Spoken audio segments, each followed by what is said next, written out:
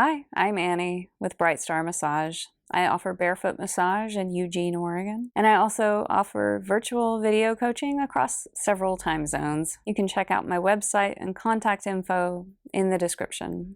Happy New Year. It's been a rough one for me so far. Today I want to talk about resolution setbacks. It's been a humbling new year for me as I've dealt with setbacks over the last 10 days. I've had to significantly readjust my expectations. I've also had to work carefully with mindset in order to not get sucked down into a downward spiral. When there's a lot of unexpected adversity piling up, that's the point where some people jump out and abandon their goals. The last 10 days or so have been very difficult. Just a big shit pile of dozens of tiny setbacks. It's been shitty, but I'm overall proud of the way that I've handled it. I've become better at maintaining consciousness, perspective, and hopefulness in the face of adversity. I also accept that there probably will be surprise adversity. That's life. Lots of ups and downs. In the past, I would have allowed myself to become hopeless. My tactic now is more to adjust and keep trying. I used to see winners, like people who crush their goals, as somehow lucky. But I'm starting to understand that it has more to do with cultivating resilience. Goals are not inherently easier for winners. They've just built a habit of making adjustments and getting up and trying again. They've built the habit of resilience. So I 100% expected to post a video last Friday, but I didn't post a video. It was almost impossible because just getting through each day has been really, really hard. So some good things. We did get a snow day. It started snowing on Boxing Day and snowed for about 3 days. And that was really fun. That was just what I wanted. I got some Etsy orders and I was able to walk to the post office to deliver the Etsy orders in the snow with my senior dog. He's 12 years old, and so I'm thinking we may not have too many more snowstorms left together. And it was also super fun to see our 2-year-old dog experience snow for the first time. She really is not a fan of it. It's a little bit too yucky and cold and messy for her, but it was still really fun to watch her experience it. My partner got really sick, the sickest that I've seen him in a long time, so that was hard to watch and just sort of interrupted the daily routines and getting things done. I got the Moderna booster shot on December 28th, and I know from past experience when I got the second dose that I really need to take a couple days off because I can experience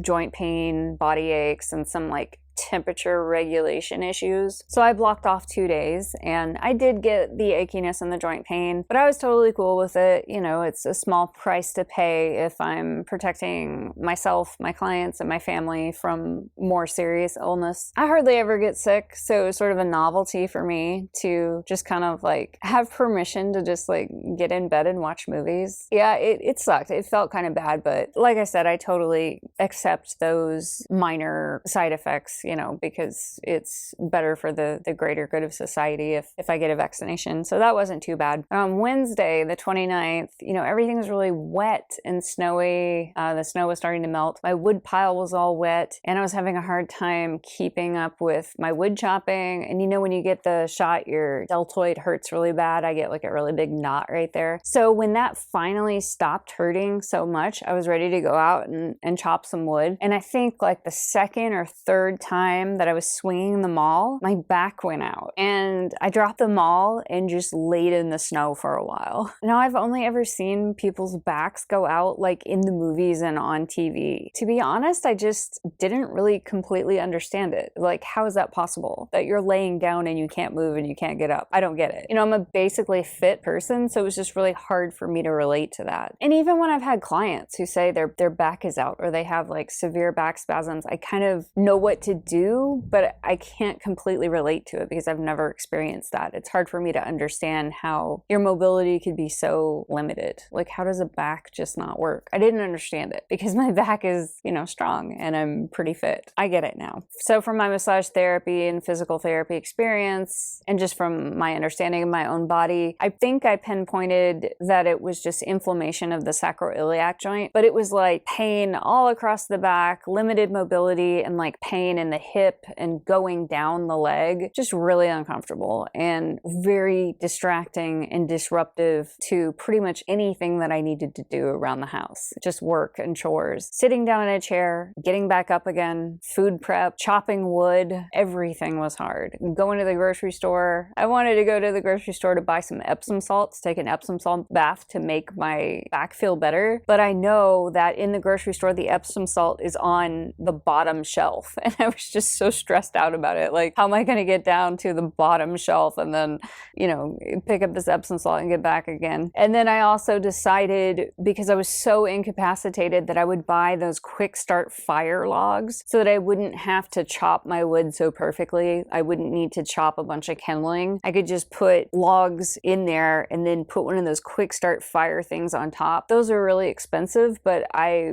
would do anything. I would pay $30 just to make it easier to start a fire because I just could not do anything. But those are really heavy, so it was just extremely stressful to go to the store and get the heavy box of these fire logs that I needed. Just everything was hard. And when I talk about it now, I had a shitty week because my back hurt. It just seems like, how big of a deal is that? Like, people, so many people are dealing with really terrible, awful things, terminal illness, and, refugees dealing with not having a homeland, not being able to have food and shelter. So I get that. I mean, I'm kind of putting it into perspective, but just my entire daily life was interrupted. So like always, I get really excited about New Year's resolutions every year. And I wanted to just, dive in and get going on January 1st and do all the things that I'd outlined, because I've been working on building those routines and deciding, exactly what I want it to look like and sort of narrowing down and prioritizing. So I was just ready to go. And I just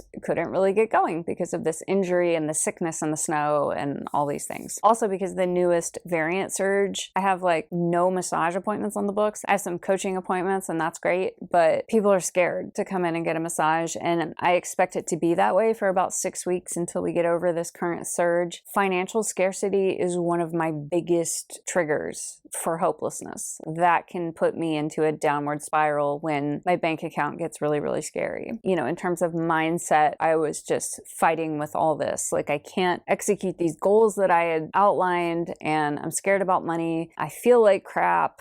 Physical pain, physically drained. My partner's sick.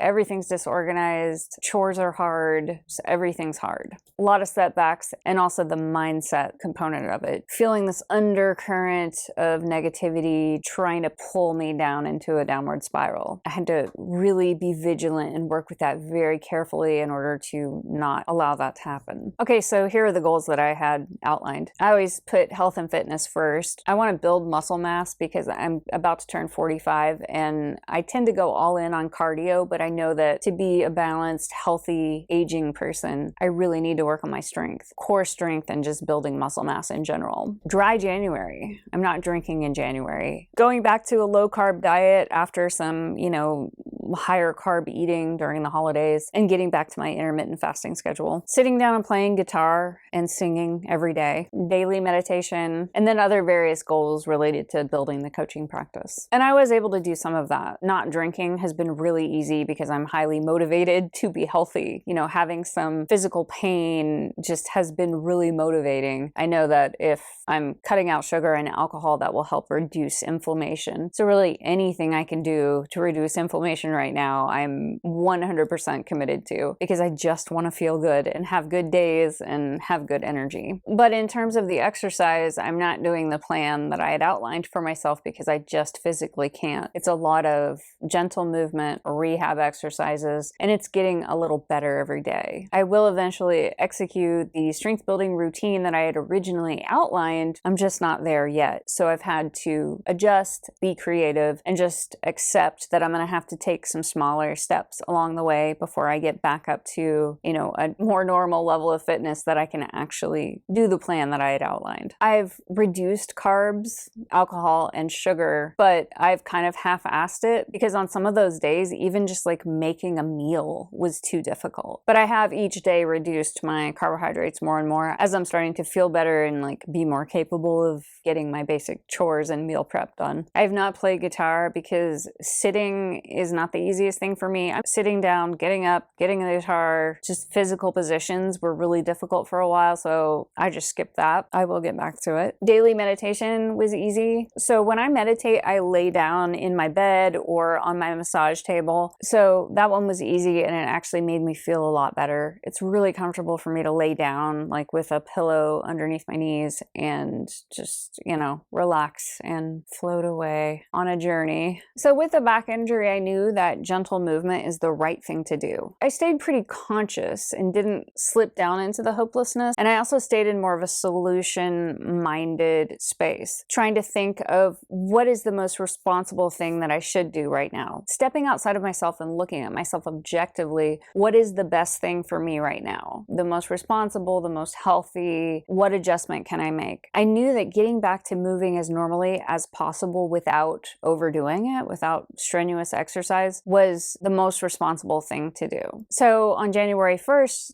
I leashed up my dog and was just trying to go on an easy walk, no running or anything, just a nice morning walk. And I was walking along and actually starting to feel better. Just the movement, moving the kinks out of my back. It was sort of painful, but I could tell that the mobility was good for me. And I was starting to feel really hopeful. I still can have, the new year that I wanted. It's just that it was slightly delayed. But then there were these patches of really sneaky, super thin black ice. I didn't even know that they were there. Like, I'm pretty aware and pretty cautious, but I couldn't see them at all. It was like this sneaky assassin ice. I just slid on the ice like 2 or 3 feet and my back totally locked up again. And so at that point, I was like 1.5 miles away from home and I had to walk all the way back, and it was really hard because I was just trying to go easy, but my back kept just like surprise, clenching up again with this pain. That was a dark moment because I had just been starting to feel hopeful and I just felt this negativity like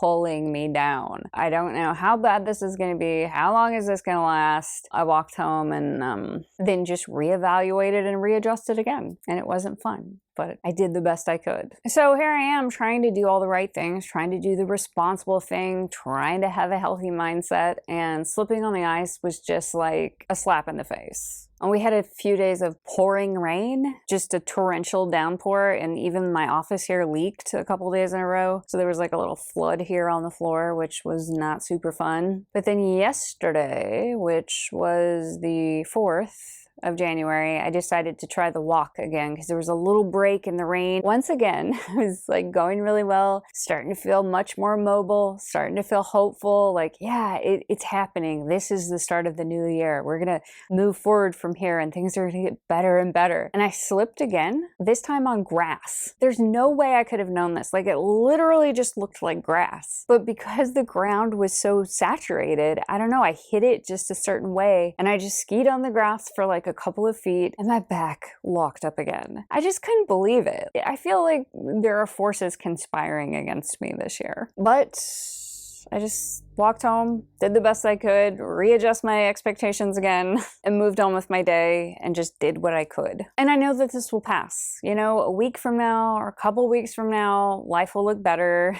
I'll get back into my goals. I will figure out this back injury. I will build core strength and get stronger and possibly protect my back from this ever happening again, because I'm now 100% committed to core strength and strength in general. I just would encourage anyone who is struggling with setbacks related to their goals to just keep readjusting and getting up again and trying again. Because if you don't do anything at all to work towards your goals this year because you get too discouraged or hopeless, then just imagine where you will be in a year. Maybe not accomplishing anything, or maybe worse off than you are right now. There are outer setbacks that can be very real, but you can also be creative and work around them. And there are inner mindset issues that just take vigilance and a habit of resilience to overcome. And it might seem really difficult in the moment, but I think in the long run, if you build this muscle of resilience, then you'll just be happier as the years go by, as you build this habit more and more. Yeah, so if you give up and you don't do anything, you probably won't get anywhere. But if you learn how to keep picking yourself up and trying, then you will get somewhere, even though it might not look how you want it to look, might not be easy. And so I'm also seeing the silver lining sharing here. This has been a good lesson for me because it's sort of reminded me and emphasized that one of the most important habits that you can build is resilience. If you need support clarifying your goals or outlining a plan to achieve them, I'm here for you.